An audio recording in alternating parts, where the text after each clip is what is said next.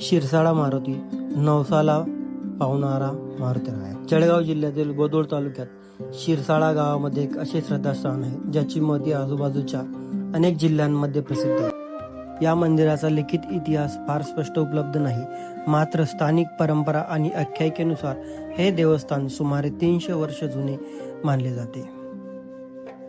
या मंदिराचा इतिहास असा सांगतो की बहुतेक भारतामध्ये किंवा महाराष्ट्रामध्ये हे असे एकमेव मंदिर असेल ज्याला छत किंवा शिखर नाही.